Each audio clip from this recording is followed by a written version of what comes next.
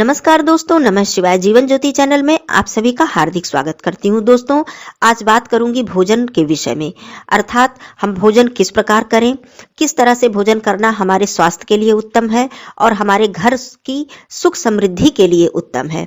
किस तरफ मुख करके भोजन करें, भोजन करने के बाद क्या नियम है, भोजन किस प्रकार से हमें करना चाहिए, ये सारी बातें, जिसमें कि अक्सर बहुत सारी गलतियां हम भोजन के दौरान करते हैं, जिससे कि हमारे घर की सुख समृद्धि चली जाती है और माँ अन्नपूर्णा, माँ लक्ष्मी जी हमारे घर से रुष्ट हो जाती हैं। तो आइए इस वीडियो में ये सभी बातें जानेंगे और इस नियम को आप लोग अपनाइए, फिर देखिए कि आपके जीवन में किस प्रकार से बदलाव आता है। चैनल पे पहली बार है तो चैनल को जरूर सब्सक्राइब कीजिएगा। वीडियो पसंद आता है तो इसे लाइक और शेयर जरूर कीजिएगा।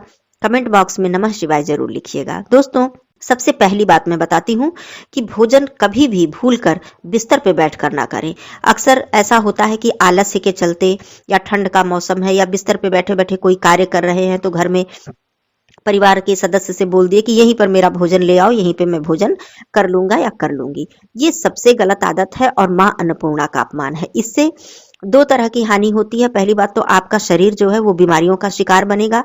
दूसरी चीज, माँ लक्ष्मी जी आपके घर से हमेशा के लिए रुष्ट हो जाएंगी और आपके घर में सुख समृद्धि नहीं रह जाएगी। दूसरी चीज, जब भी आप भोजन करें तो थाली वहीं पर छोड़कर कभी ना उठें। इससे भी माँ लक्ष्मी जी, माँ अन्नपूर्णा नाराज होती हैं, रुष्ट होती हैं। ऐसे घर में वो रहना पसंद नहीं करती हैं कि जो लोग भोजन करके थाली वहीं पर छोड़कर और उठ जाते हैं। ये बात हो गई। दूसरी चीज, आप भोजन करने के बाद कभी भी अपना हाथ थाली में ना धुलें। थाली आप हटाकर उस स्थान से फिर आप अपने हाथ को कहीं अन्य जगह पर धुलें।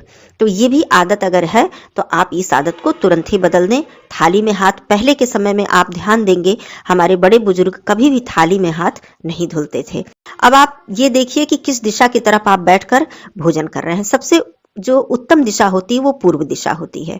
तो आप पूर्व दिशा की तरफ मुख करके भोजन कीजिए। दक्षिण दिशा की तरफ मुख करके भोजन करना बहुत ही हानिकारक भी माना जाता है और ये वास्तु के हिसाब से भी इससे दोष उत्पन्न होता है। तो दक्षिण दिशा की तरफ मुख करके भोजन नहीं करना चाहिए। पूर्व दिशा, उत्तर दिशा की तरफ मुख करके भोजन करना चाहिए। यह भी मान्यता है कि पश्चिम दिशा की तरफ मुख करके भोजन करने से व्यक्ति का शरीर बीमारियों का शिकार बनता है। तो सबसे उत्तम पूर्व और उत्तर दिशा होती है। दूसरी चीज, यदि आप भोजन कर रहे हैं, सबसे उत्तम, सबसे अच्छा तरीका मैं बताती हूँ कि जमीन पर यदि आप बैठकर भोजन कर रहे हैं, कोई आसन बिछा लें, कुछ भी बिछाकर और पालथी मारकर भोजन कर रहे हैं, ये सबसे उत्तम तरीका है। और अपना जो भोजन है, जो भोजन की थाली है, वो अपने स्थान से थोड़ा सा ऊंचे स्थान पे रखें।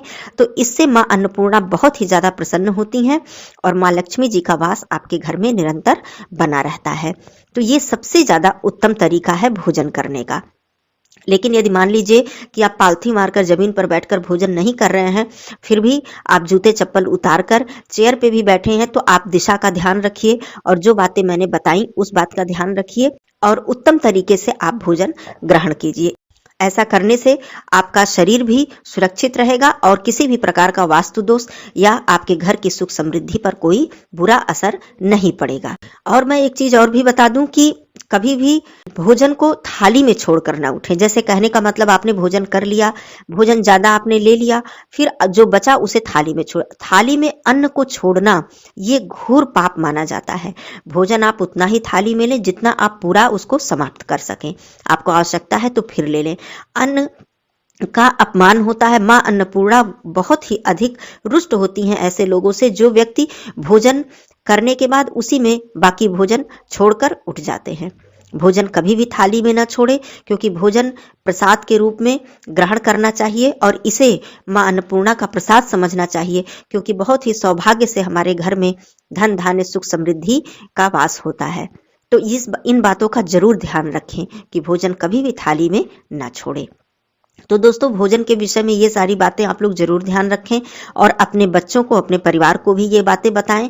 कभी भी देखिए, जीवन में सबसे पहली बात तो मैं बता दूं कि जो हमारे क्रियाकलाप होते हैं, हमारे कार्य होते हैं, हमारी दिनचर्या, हमारी आदतें, हमारा स्वभाव, यही सारी चीजें हमारे जीवन पर पूरा का पूरा असर डालते हैं। कुछ चीजें तो हम जो परेशानियां या दुख भोगते हैं वो कुछ हमारा प्रारब्ध होता है, लेकिन कुछ हम जानबूझकर या अनजाने में, या फिर हम जानते हैं लेकिन उसको उसको उस पर ध्यान नहीं देते हैं। तो इस तरह के क्रियाकलाप हम करते रहते हैं अपने जीवन में और परेशानियों को न्योता देते रहते हैं।